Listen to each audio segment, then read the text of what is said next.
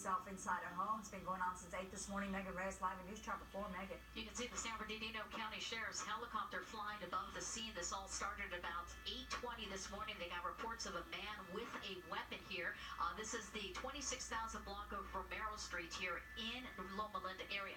Now, the reason why we're showing a long shot here is that was being requested by the county sheriff. They have specialized forces. They have SWAT personnel down there. They don't want to compromise their position.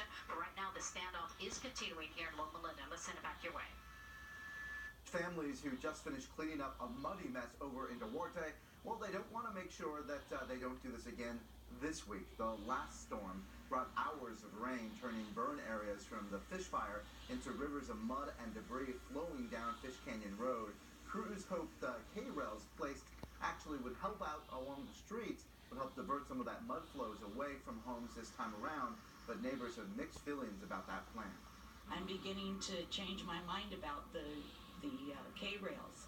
I'm wondering if they might have made it worse. Didn't come up into our yards very far, which was nice. Our team of meteorologists is tracking the next batch of rain, possibly as soon as Friday. Now that the sparkle and joy of Christmas has passed, home entertainers are dealing a dose of drama. There are several digital movie releases on the serious side this week. Raphael Seth takes a look.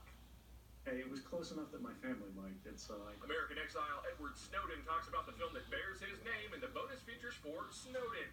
This Oliver Stone film delves into the mind of the man who released thousands of the nation's top secrets, making him a hero to some, an enemy of the state, and a man without a country. I reckon he came home for one of two things, revenge or fame.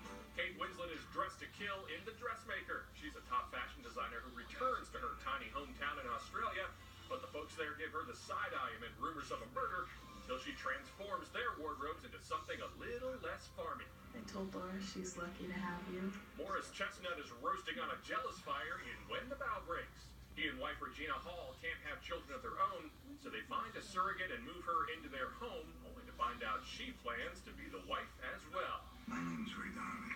We're gonna have to talk. Liev Schreiber lets his fists do the talking, and Ray Donovan. Season 4 of this cable series is out this week, with Ray attempting to patch things up with his family. But those bonds will again be tested when the LA fixer meets a professional boxer with deep secrets. That's the video view. Raphael Seth, NBC News. Well, the Mega Millions jackpot just keeps on growing. No ticket matched all 6 numbers in last night's drawing, so an estimated $96 million will be up for grabs on Friday. 2 tickets that matched the first 5 numbers but missed the mega numbers were sold in South Carolina and Virginia. They're worth about $1 million each. Just so you know, the odds of winning this thing, 1 in 258 million. So you're saying there's a chance? There's a chance. This story will get a lot of people talking. A man in Northern California is facing a DUI charge, but the only thing in his system was caffeine. Joseph Schwab was pulled over in Fairfield back in 2015 for allegedly driving recklessly. So officers gave him several field sobriety tests and a blood test, but the only thing that came up was caffeine. Despite that, the district attorney is moving forward with the case. This is a case without a blood result, right? So it makes it a very difficult challenge to prove in court to not have the blood result. It looked like I was undependable, and when you tell this type of story to somebody, they naturally are not going to believe it.